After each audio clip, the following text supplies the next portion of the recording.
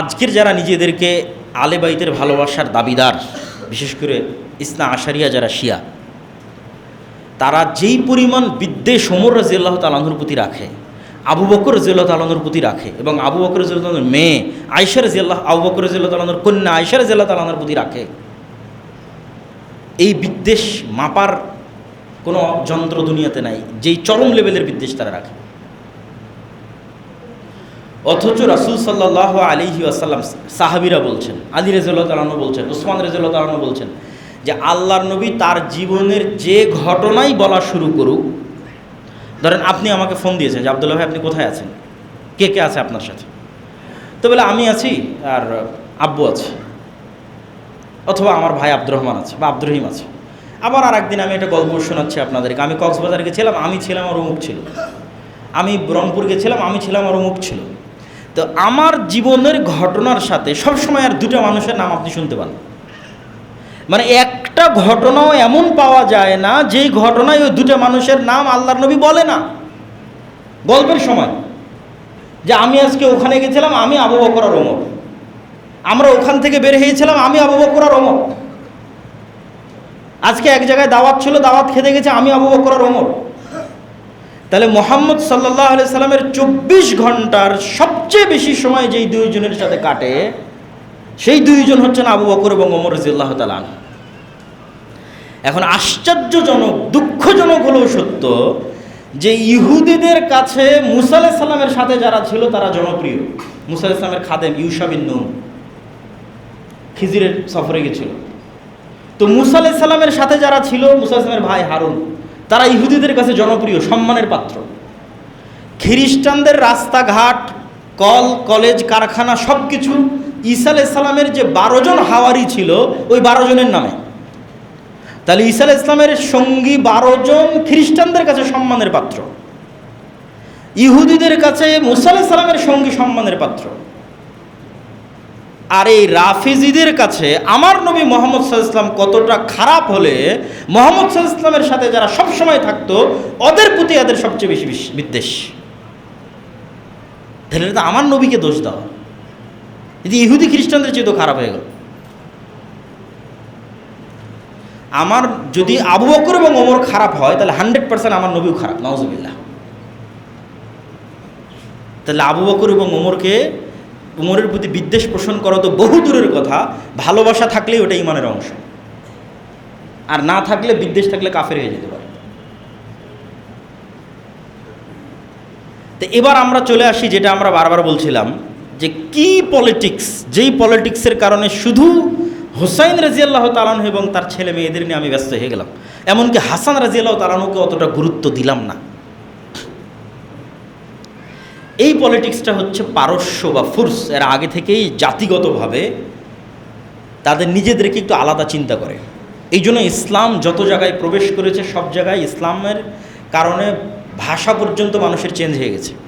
কোথায় স্পেনের মানুষের কোনোদিন ভাষা আরবি ছিল না, কিন্তু ইসলাম যখন ওখানে ঢুকেছে মানুষরা নিজের ভাষা ভুলে গেছে, আরবি সবাই শিখে গেছে। প্রথম যেখানে ইসলামের ভাষা গ্রহণ করেনি এটা হচ্ছে ফুরস, পারস্যরা, আজকের যেটা ইরান।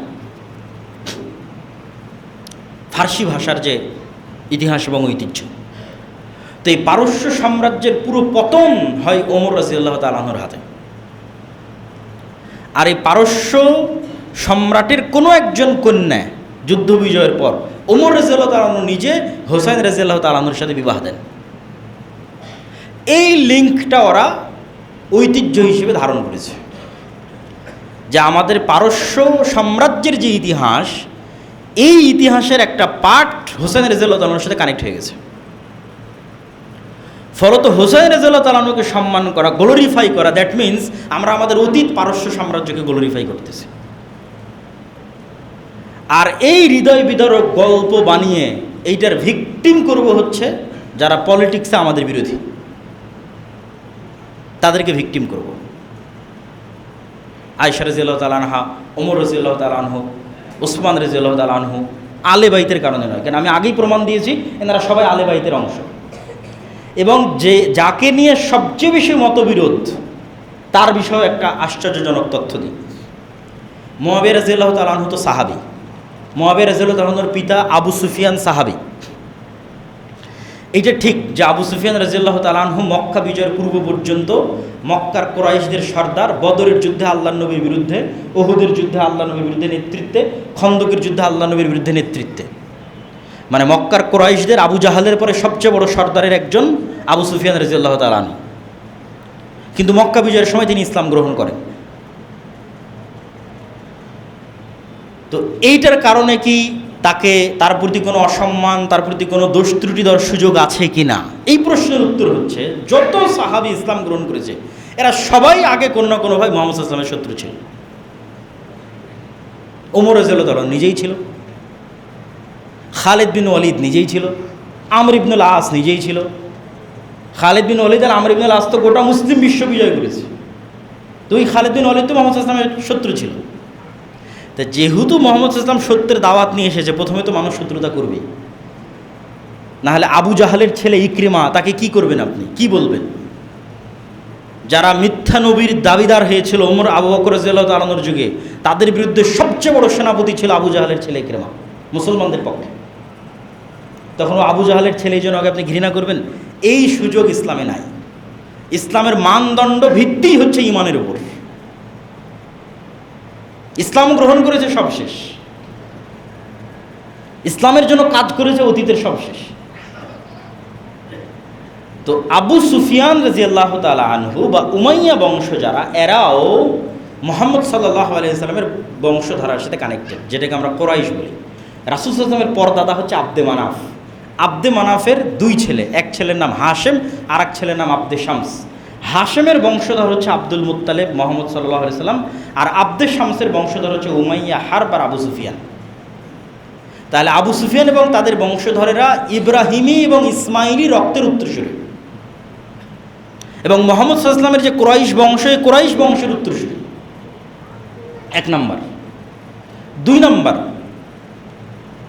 আবু সুফিয়ান রাদিয়াল্লাহু তাআলা আনহুর কন্যা উম্মে হাবিবা, এটা অনেকেই জানে না, অথচ এটা প্রতিষ্ঠিত সত্য, এটা জানা দরকার, মানুষের বলা দরকার যে আবু সুফিয়ান রাদিয়াল্লাহু তাআলা আনহুর কন্যা উম্মে হাবিবা, যিনি মুআবিয়া রাদিয়াল্লাহু তাআলা আনহুর বোন, তিনি রাসূল সাল্লাল্লাহু আলাইহি ওয়াসাল্লামের স্ত্রী।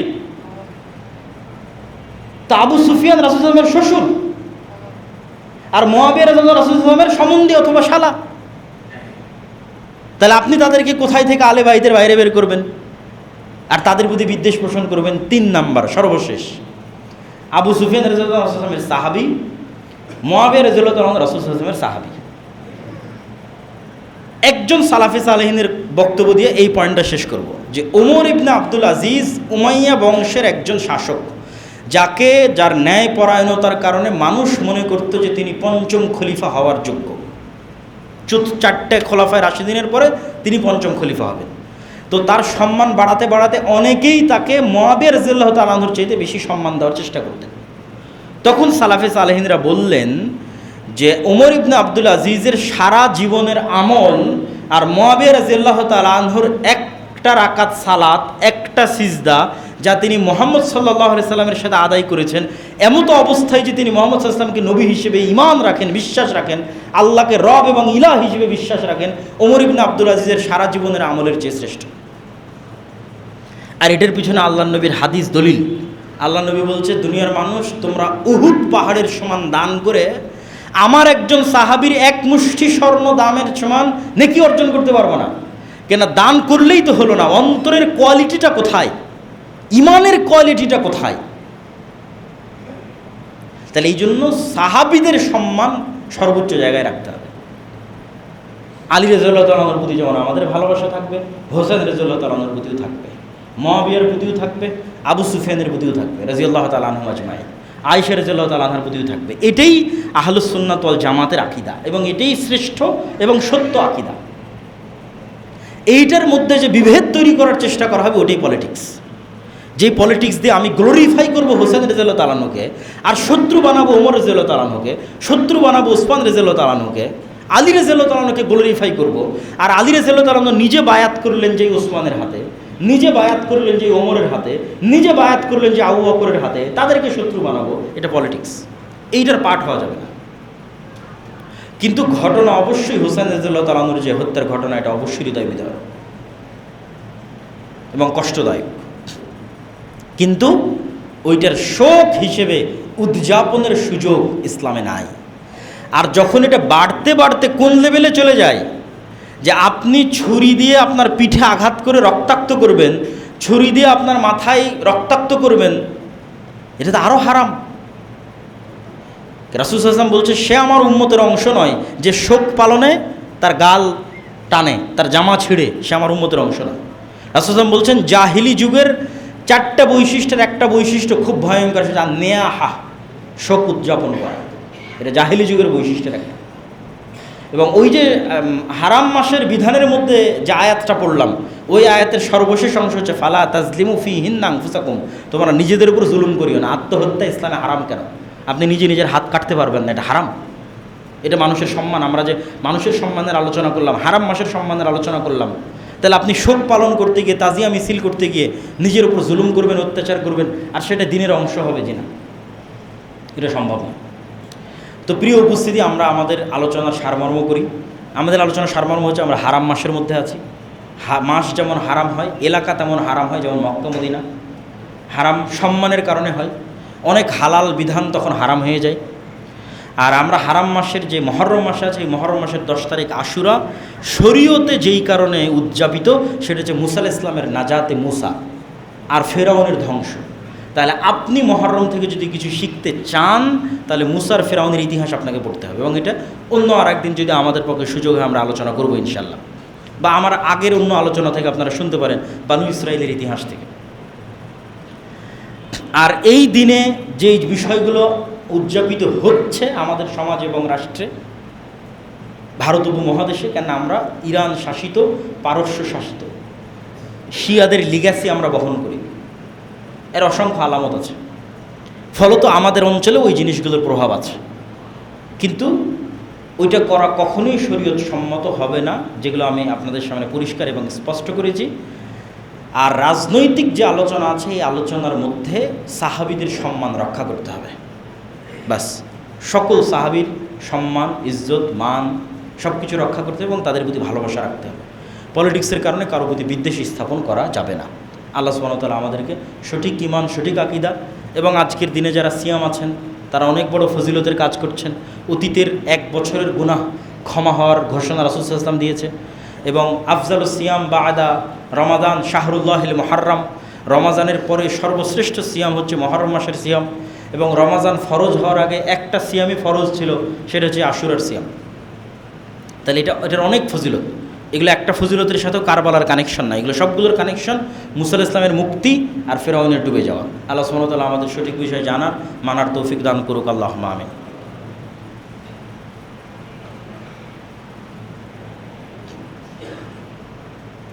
হারাম মাসের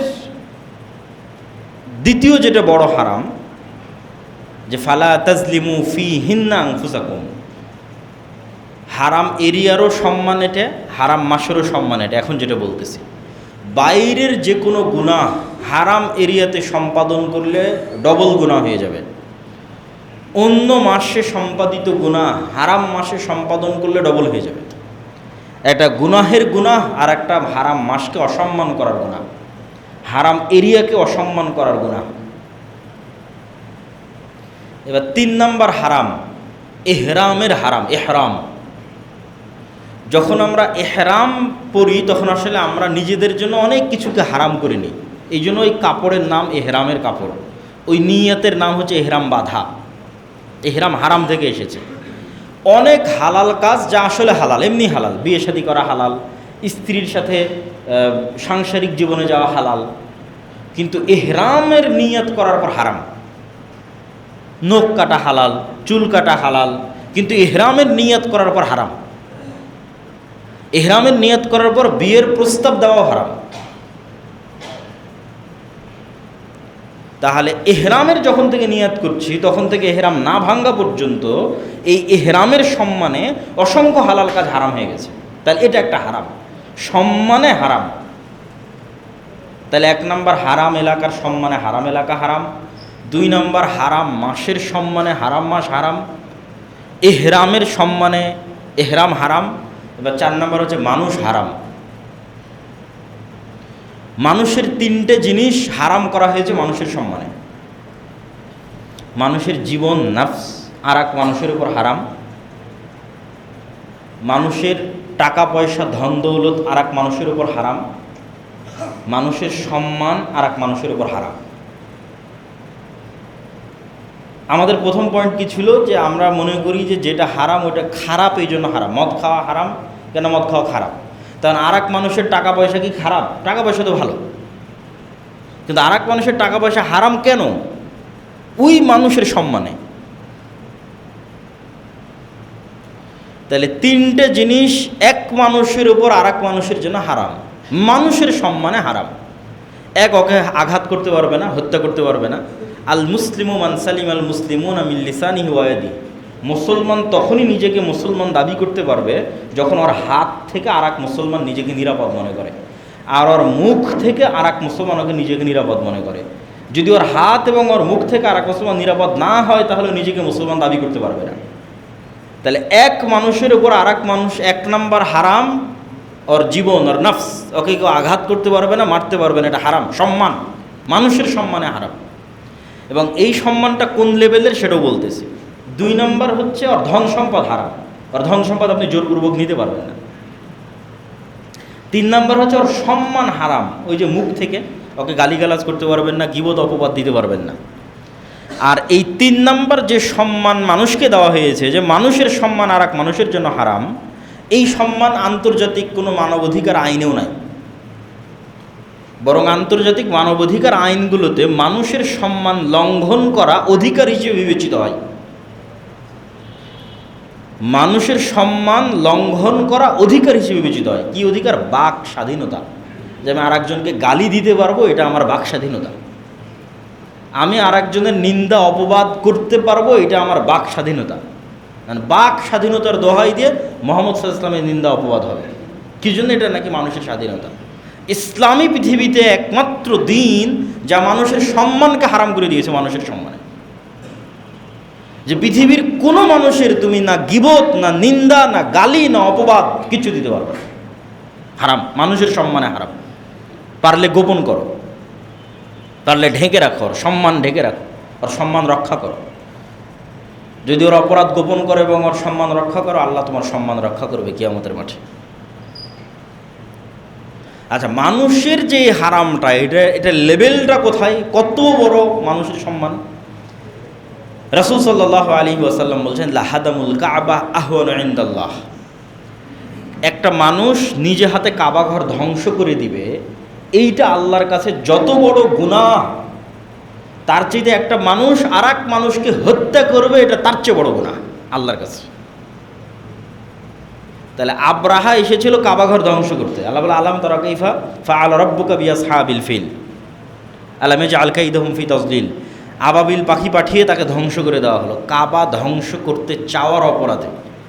তখন রাসূল সাল্লাল্লাহু আলাইহি ওয়াসাল্লাম বলছে, কেউ কাবা ধ্বংস করবে, এটা আল্লাহর কাছে যত বড় অপরাধ, তার চেয়ে বড় অপরাধ কেউ কোনো মানুষকে হত্যা করবে। এটা মানুষের সম্মান আল্লাহর কাছে। আর এক হাদিসে রাসূল সাল্লাল্লাহু আলাইহি ওয়াসাল্লাম বলছেন,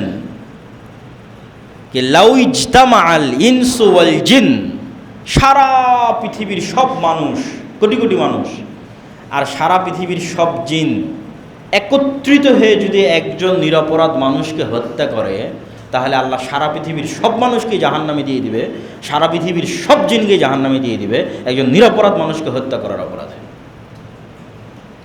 এইটা বিবেচনায় আসবে না, আরে সারা পৃথিবীর সব মানুষ মিলে হত্যা করেছে তো কী হয়েছে? না, একটা মানুষের সম্মান আল্লাহর কাছে এত বেশি। সারা পৃথিবীর সব মানুষ যদি একত্রিত হয় নিরপরাধ মানুষকে হত্যায় একজন, তো সারা পৃথিবীর সব মানুষকে জাহান্নামে দেওয়া। এই জন্য আর এক আয়াতে আল্লাহ সুবহানাহু ওয়া তাআলা বলছেন, কেউ যদি একজন মানুষকে হত্যা করে, তাহলে যেন সারা পৃথিবীর সব মানুষকে সে হত্যা করে। আর যদি কেউ একজন মানুষকে বাঁচায়, যেন সারা পৃথিবীর সব মানুষকে বাঁচাবে। তাহলে মানুষ হারাম মানুষের সম্মানে। এই জন্য মানুষের কিডনি বিক্রি করা, মানুষের রক্ত বিক্রি করা, চুল বিক্রি করা, এগুলো মানুষের সম্মানের খেলাফ। এই জন্য এগুলো যাবে না। দান করা ভিন্ন জিনিস, কিন্তু ক্রয় বিক্রয়ের বস্তু বানানো যাবে না আদম সন্তানকে, এবং আদম সন্তানের কোনো অঙ্গ প্রত্যঙ্গকে বিক্রিযোগ্য নয়। এটা সম্মান। তাহলে এতক্ষণ যাবৎ আমরা যেটা আপনাদের সামনে তুলে ধরার চেষ্টা করলাম সেটা হচ্ছে হারাম সম্মানের কারণে হয়ে থাকে। আর আমরা আজকে যে আলোচ্য বিষয়বস্তুর মধ্যে আছি সেটা হচ্ছে মাস হারাম। তাহলে পরপর 3 মাসের আমরা তৃতীয় মাস মুহররম মাসে অবস্থান করছি। এটা একটা হারাম মাস। এই হারাম মাসের 10 তারিখের বিশেষ গুরুত্ব কি? 1 নম্বর গুরুত্ব তো আমরা হারাম মাসের মধ্যে আছি, এটা নিজেই একটা গুরুত্ব। 2 নম্বরের বিশেষ গুরুত্ব আছে মুহররম মাসের 10 তারিখের। যদিও আমাদের পেপার পত্রিকা, রাষ্ট্রপ্রধান, প্রধানমন্ত্রীর বাণী, জাতীয় অনুষ্ঠান সব কিছু পালিত হবে অথবা উদযাপিত হবে কারবালা কেন্দ্রিক। আশুরা মুহররম, দ্যাট মিন্স কারবালা। এটা ঠিক যে মুহররম মাসের 10 তারিখে কারবালায় একটা ঘটনা ঘটেছিল, যেটাও আমরা বলবো। কিন্তু সেই ঘটনাটা ঘটেছিল রাসূল সাল্লাল্লাহু আলাইহি ওয়াসাল্লামের মৃত্যুর প্রায় 50 বছর পরে। তাহলে রাসূল সাল্লাল্লাহু আলাইহি ওয়াসাল্লামের মৃত্যুর পরে যে ঘটনা ঘটবে সেই ঘটনা শরীয়তের অন্তর্ভুক্ত হওয়ার আর চান্স নাই। এটা যদি আমি বুঝাতে না পারি এটা আমার ব্যর্থতা। যে মুহাম্মদ সাল্লাল্লাহু আলাইহি ওয়াসাল্লাম মারা গেছে মানে ওহীর দরজা বন্ধ হয়ে গেছে। কোরআন ইজ কমপ্লিট, হাদিস ইজ কমপ্লিট। যত আইন, ল, শারিয়া, বিধিবিধান, হালাল হারাম, সুন্নাত, ফরজ সব কমপ্লিট। এখন মুহাম্মদ সাল্লাল্লাহু আলাইহি ওয়াসাল্লামের মৃত্যুর 1 সেকেন্ড পরও পাল্টা আবার কোনো কিছু ইসলামের মধ্যে ঢুকবে এটার সুযোগ নাই। কিন্তু ঢুকতে হলে তো মুহাম্মদ সাল্লাল্লাহু আলাইহি ওয়াসাল্লামের মুখ দিয়ে ঢুকতে হবে। হয় কোরআনের আয়াত নাই হাদিস, উনি তো নাই। তাহলে যে ঘটনাটা ওনার মৃত্যুর 50 বছর পরে ঘটতেছে সেটার তো আর কোনো চান্সই নেই যে এটা ইনক্লুডেড হবে ইসলামী শরিয়ার মধ্যে। ইসলামী শরিয়ার ফরজ, নফল, সুন্নাতের মধ্যে ইনক্লুডেড হবে, সংযুক্ত হবে, এটার কোনো চান্স নাই। কেন? ঘটনা ঘটতেছে 50 বছর পর। ঘটনা যতই হৃদয় বিদারক হোক, ঘটনা যতই কষ্টদায়ক হোক, কিন্তু ওই ঘটনার ইসলামী শরিয়ার অন্তর্ভুক্ত হওয়ার, সুন্নাত, নফল, ফরজ হওয়ার আর কোনো চান্স নাই। তাহলে এতটুকু নিশ্চিত যে আশুরা মুহররম নিয়ে যদি কোনো হাদিস থেকে থাকে অবশ্যই সেটা কারবালা নিয়ে হবে না। আশুরা মুহররম নিয়ে যদি কোনো কোরআনের আয়াত থেকে থাকে অবশ্যই সেটা কারবালা নিয়ে হবে না।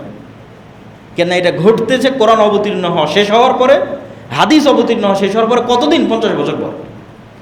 তাহলে আশুরা মুহররম মাসের 10 তারিখের কোনো কিছু যদি শরীয়তের অন্তর্ভুক্ত হয়ে থাকে মুহাম্মদ সাল্লাল্লাহু আলাইহি ওয়াসাল্লামের মুখ দিয়ে অথবা কোরআনের আয়াত দিয়ে, তাহলে কারবালা বাদে অন্য কিছু, এতটুকু নিশ্চিত। সেটা কি? সেটা হচ্ছে রাসূল সাল্লাল্লাহু আলাইহি ওয়াসাল্লাম যখন মক্কা থেকে মদিনায় হিজরত করলেন, মক্কায় বসবাস করত মুশরিকেরা। আহলে কিতাবের সংখ্যা মক্কায় তেমন একটা ছিল না। আহলে কিতাব মানে যারা আল্লাহর কিতাব পেয়েছে, নবী পেয়েছে। তো মক্কার মানুষ ইসমাইল আলাইহিসসালাতু ওয়াসসালামের পর থেকে মুহাম্মদ সাল্লাল্লাহু আলাইহি ওয়াসাল্লাম পর্যন্ত কোনো নবী পায়নি, কোনো কিতাবও পায়নি। ইসমাইলের বংশে মুহাম্মদ সাল্লাল্লাহু আলাইহি ওয়াসাল্লাম ছাড়া কেউ নবীর দাবিই করেনি। তাহলে ইসমাইলের পরে প্রায় 3000 বছর কোনো নবী নাই, কোনো কিতাব নেই। কিন্তু ইব্রাহিম এবং ইসমাইলের স্মৃতি আছে, তাদের রেখে যাওয়া কিছু নিয়ম কানুন, আদর্শ অবিকৃত অবস্থায় আছে। তো মুহাম্মদ সাল্লাল্লাহু আলাইহি ওয়াসাল্লাম যখন মক্কা থেকে হিজরত করে মদিনায় গেলেন, মদিনায় আহলে কিতাবরা ছিল, খ্রিস্টানেরা ছিল, ইহুদিরা ছিল। তো ইহুদিরা একটা দিনে সিয়াম পালন করে, এখনও করে, ইয়ম কিপ্পুর নামে। ইহুদিরা ওই দিনে রোজা রাখে। তো রাসূল সাল্লাল্লাহু আলাইহি ওয়াসাল্লাম বললেন, এটা কিসের সিয়াম তোমরা এই দিনে রোজা রাখতেছো? তো বলে এই দিন সেই দিন যেই দিন আল্লাহ সুবহানাহু তাআলা মুসা আলাইহিসসালাতু ওয়াসসালামকে মুক্তি দিয়েছিলেন ফিরআউনের কবল থেকে। যেমন কোরআনের আয়াতে আল্লাহ বলছে, ওয়া ইয নাজ্জায়নাকুম মিন আলি ফিরআউন ইয়াসুমুনাকুম সুআল আযাব ইউযাব্বিহুনা আবনাকুম ওয়া ইস্তাহইয়ুনা নিসাআকুম ওয়া ফি যালিকুম বালাউম মির রাব্বিকুম আযীম। হে বানু ইসরাইল, স্মরণ করো সেই দিনের কথা। ওয়া ইয নাজ্জায়নাকুম মিন আলি ফিরআউন, যেদিন ফিরআউনের কবল থেকে আমি আল্লাহ তোমাদের মুক্তি দিয়েছিলাম। কোন ফিরআউন জানো? ইউযাব্বিহুনা আবনাকুম, তোমাদের ছেলে সন্তানদের জবাই করতো ওই ফিরআউন। ওয়া ইস্তাহইয়ুনা নিসাআকুম, আর তোমাদের মেয়েদের বাঁচিয়ে রাখতো ওই ফিরআউন। ছেলেদের কেন হত্যা করতো, মেয়েদের কেন বাঁচিয়ে রাখতো? ছেলেদের হত্যা করতো এই আশঙ্কায় যে বানু ইসরাইলের মধ্যেই ওই ছেলের জন্ম হবে যার হাতে ফিরআউনের পতন হবে, এই আশঙ্কায় ছেলেদের হত্যা করতো। মেয়েদের বাঁচিয়ে রাখতো কেন? একটা কওমের কে যে গোলাম বানানো হয়েছে এর সবচেয়ে বড় আলামত তখন ফুটে ওঠে যখন ওই কওমের মেয়েরা গোলাম। দাসী। একদিকে পুরুষ হত্যা, আর একদিকে মেয়েদেরকে দাসী হিসেবে ফেরাউন এবং তার যারা লোকজন আছে তারা ব্যবহার করবে, কাজ করাবে। এর চেয়ে বড় অপমান আর কি হতে পারে? তো এইরকম ভয়াবহ ফেরাউনের কবল থেকে আমি তোমাদের মুক্তি দিয়েছি। ওয়াইদ ফারাকনা বিকুমুল বাহরা, যখন আমরা সমুদ্রকে চিরে দিয়েছিলাম। ওয়াগরাকনা আলা ফিরআউন, আর ওই সমুদ্রে ফেরাউন এবং তার সেনাবাহিনীকে ডুবিয়ে দিয়েছিলাম। তো পৃথিবীর ইতিহাসে যতগুলো বড় ঘটনা হতে পারে, বড় ঘটনা, তার মধ্যে একটা বিশাল বড় ঘটনা হচ্ছে সমুদ্র চিরে রাস্তা তৈরি হয়ে একদল মানুষ মুক্তি পাচ্ছে, আর ওই রাস্তার মধ্যে আর এক পৃথিবীর সবচেয়ে প্রতাপশালী শাসকদের একজন ডুবে মরতেছে অ্যাট এ টাইম, একই সময়ে। যে পৃথিবীর ইতিহাসের বড় ঘটনাগুলোর একটা বড় ঘটনা। তো রাসূল সাল্লাল্লাহু আলাইহি ওয়াসাল্লাম বললেন, যদি এই দিন সেই দিন হয়ে থাকে তাহলে আনা আহাক্কু বিমূসা মিনকুম, তাহলে মুসার খুশিতে খুশি হওয়ার হকদার আমি বেশি তোমাদের চাইতে। অতএব এই দিনে আমিও সিয়াম পালন করব। তাহলে মুহররমের 10 তারিখ তথা আজকে আমরা যেই দিনে অবস্থান করছি, আজ শুক্রবার মুহররম মাসের 10 তারিখে আমরা অবস্থান করছি, এই 10 তারিখ শরীয়তের মধ্যে ইনক্লুডেড যেই বিধান নিয়ে, কানেক্টেড যেই বিধান নিয়ে, সেই বিধানটার নাম হচ্ছে আজকের দিনে আল্লাহ মূসা আলাইহিস সালাতু ওয়াস সালামকে নাজাত দিয়েছিলেন, ফেরাউনকে ডুবিয়েছিলেন। সেটার শুকরিয়া স্বরূপ মূসা আলাইহিস সালাম প্রতি বছর এই দিনে সিয়াম পালন করতেন, এই দিনে সিয়াম পালন করতেন।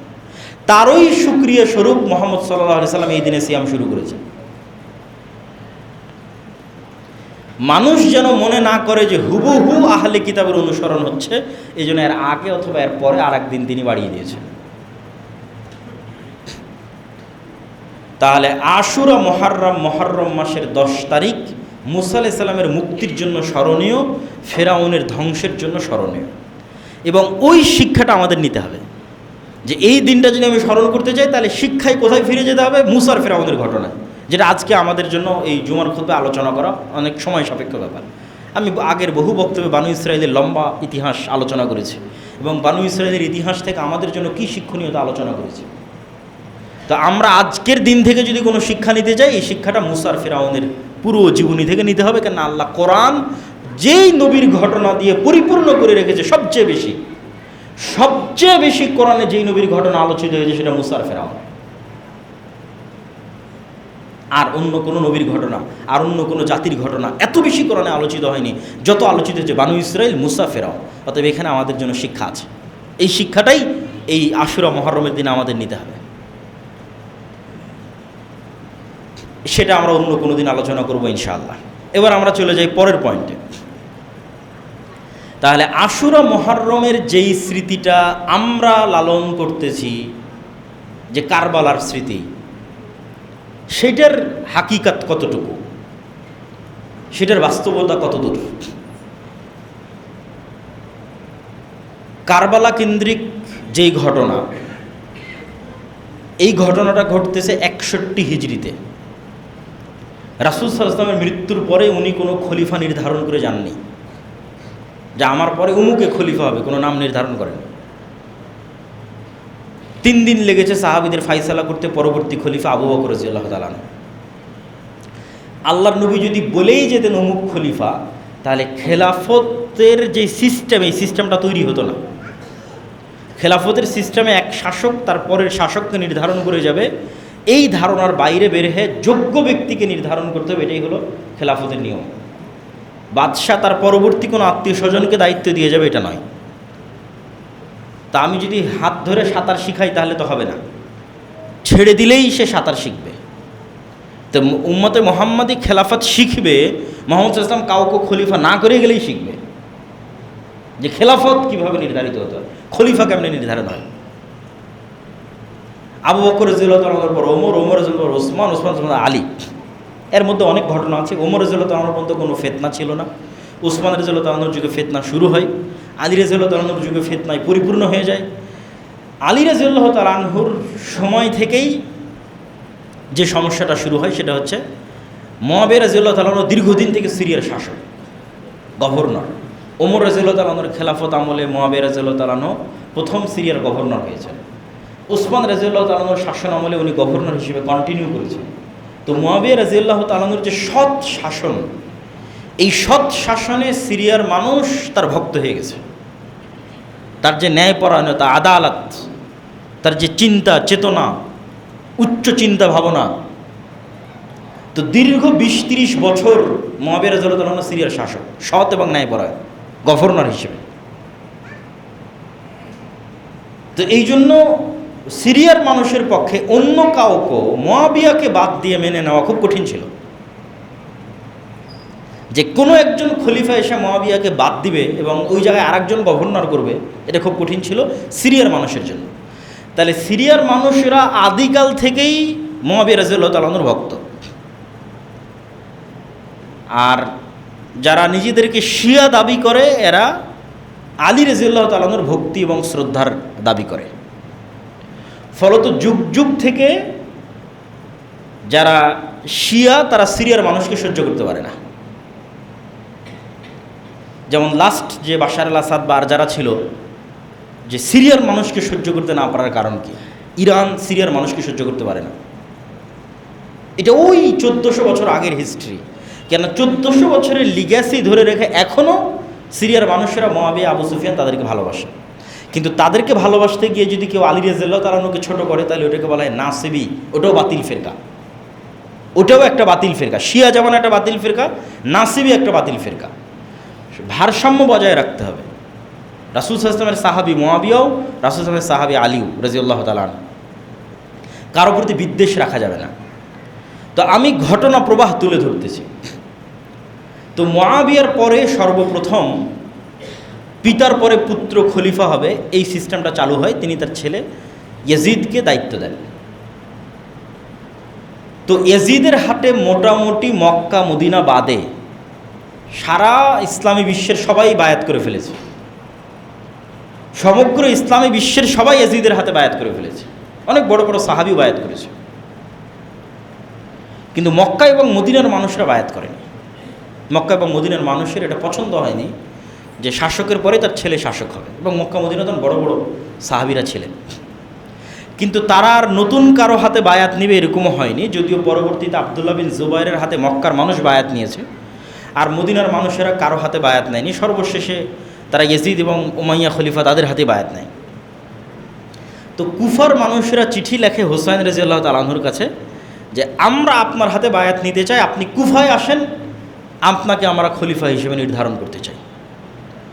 তো মদিনায় অবস্থান করা আব্দুল্লাহ বিন ওমর, আব্দুল্লাহ বিন আব্বাস, তারা মদিনায়, তারা সবাই হুসাইন রাদিয়াল্লাহু তাআলা আনহুকে বুঝান যে এই কুফার মানুষ আপনার বাবার সাথে গাদ্দারি করেছিল, এদের প্ররোচনায় পা দিয়ে আপনি মদিনা ছেড়ে যায়েন না, এরা আবার আপনার সাথে গাদ্দারি করবে, মুনাফিক। কিন্তু এই পরিমাণ চিঠি কুফা থেকে হুসাইন রাদিয়াল্লাহু তাআলা আনহু রিসিভ করেন যে উনি বিশ্বাস করেন যে না, কুফার মানুষের উপর ভরসা করা যায়। তো উনি ওনার চাচাতো ভাইকে প্রথম পাঠিয়েছিলেন, সেও পজিটিভ নিউজ দেয় যে না, আসেন কুফার মানুষ আপনার পাশে দাঁড়াবে।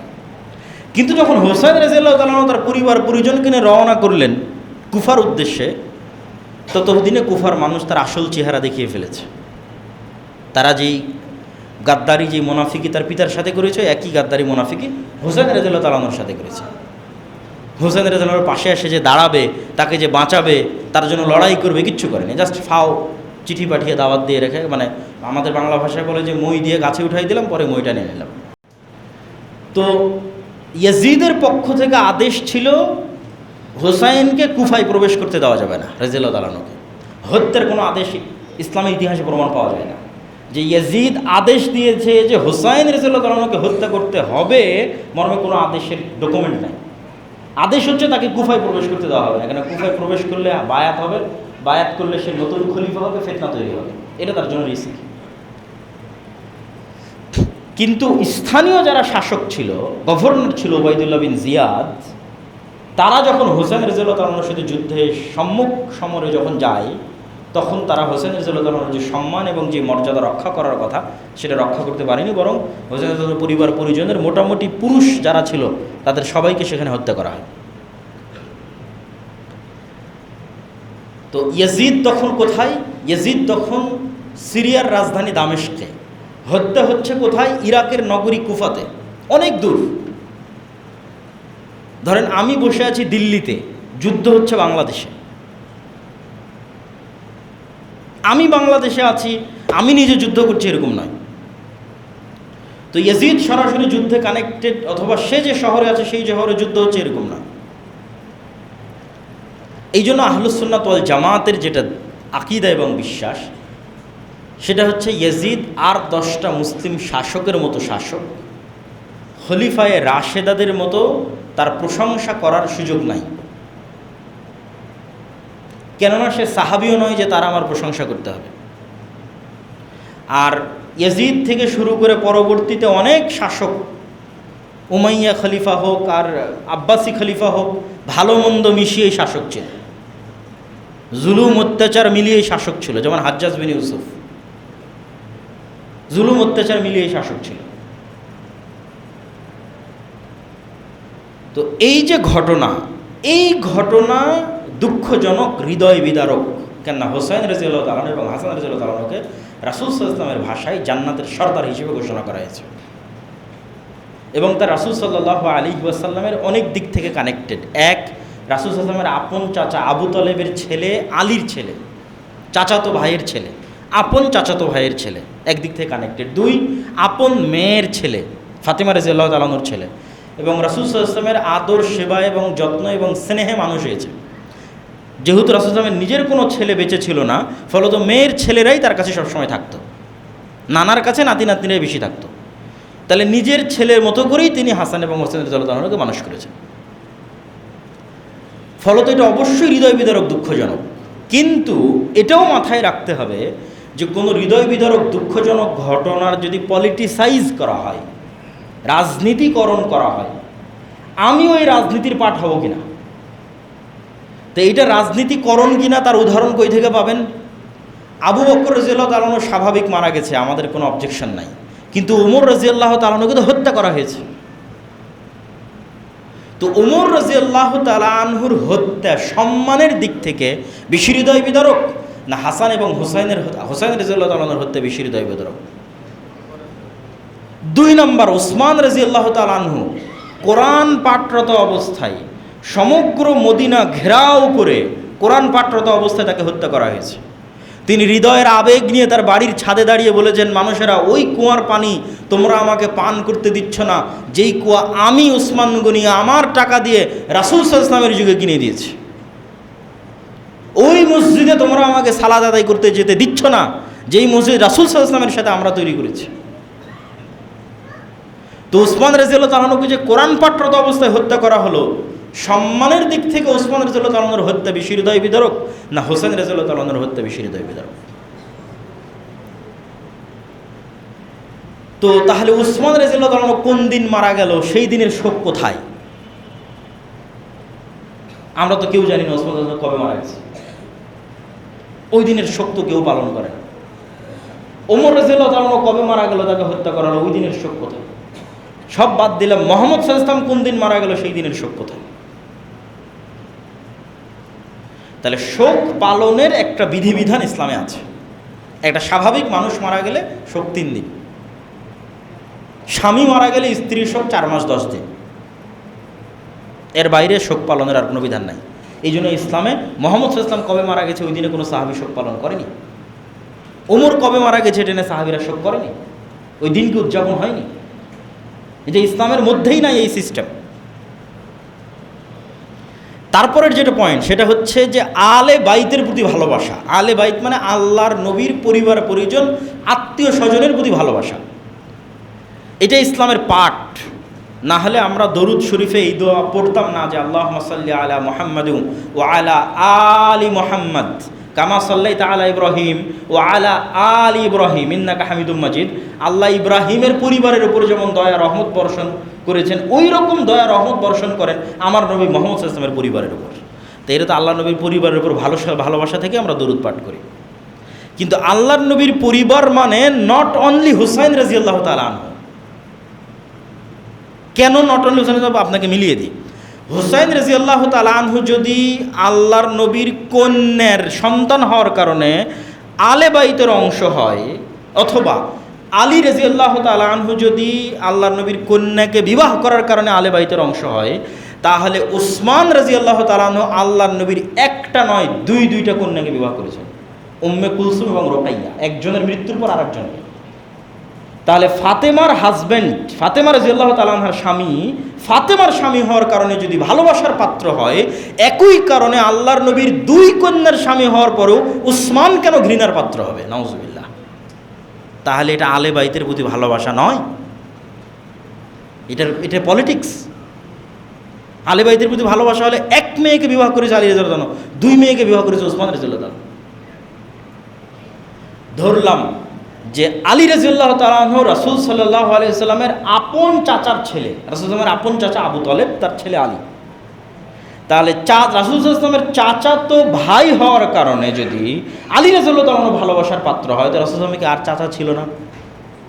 হামজা ইবনে আব্দুল মুত্তালিব, আব্বাস ইবনে আব্দুল মুত্তালিব, আব্বাস ইবনে আব্দুল মুত্তালিবের ছেলে আব্দুল্লাহ বিন আব্বাস হাজার হাজার হাদিস বর্ণনা করেছে। তাহলে আপনি একই সময়ে আলী ইবনে আবি তালেবের প্রতি ভালোবাসা রাখবেন আর আব্বাস ইবনে আব্দুল মুত্তালিবের প্রতি বিদ্বেষ রাখবেন, তাহলে এটা আলে বাইতের প্রতি ভালোবাসা নয়। ডাল মে কুচ কালা হয়, এখানে অন্য কোনো প্রবলেম আছে, অন্য কোনো সমস্যা আছে। আর বড় বড় আলেম ওলামা সবাই একমত, কেননা এই বিষয়ে কোরআনের আয়াত সরাসরি অবতীর্ণ হয়েছে যে রাসূল সাল্লাল্লাহু আলাইহি ওয়াসাল্লামের স্ত্রীরাও আলে বাইতের অংশ। সূরা আহজাবের মধ্যে আল্লাহ বলছেন, ইয়া নিসা আন-নবী লাস্তুন্না কা আহাদিম মিনান নিসা, হে নবীর স্ত্রীগণ তোমরা অন্য মহিলাদের মতো নও। বলতে বলতে সবশেষে বলছেন যে আহলাল বাইত, তোমরা হচ্ছে আহলে বাইতের অংশ, মানে রাসূল সাল্লাল্লাহু আলাইহি ওয়াসাল্লামের পরিবারের অংশ। তা রাসূল সাল্লাল্লাহু আলাইহি ওয়াসাল্লামের স্ত্রীরা যদি আলে বাইতের অংশ হয়, তাহলে রাসূল সাল্লাল্লাহু আলাইহি ওয়াসাল্লামের কন্যা আপনার কাছে ভালোবাসার পাত্র ফাতেমা রাদিয়াল্লাহু তাআলা আনহা, তার ছেলে মেয়ে হাসান হোসেন ভালোবাসার পাত্র, কিন্তু আল্লাহর নবী যাকে ভালোবাসেন আয়েশা রাদিয়াল্লাহু তাআলা আনহা, তিনি আপনার কাছে ঘৃণার পাত্র। তাহলে তো আপনি আলে বাইতের প্রতি ভালোবাসা রাখেন না। আয়েশা রাদিয়াল্লাহু তাআলা আনহা আল্লাহর নবীর স্ত্রী, তিনিও আলে বাইতের অংশ। তাহলে ফাতেমাকে ভালোবাসলে আয়েশাকে কেমনে ঘৃণা করতে পারেন? শুধু তাই নয়,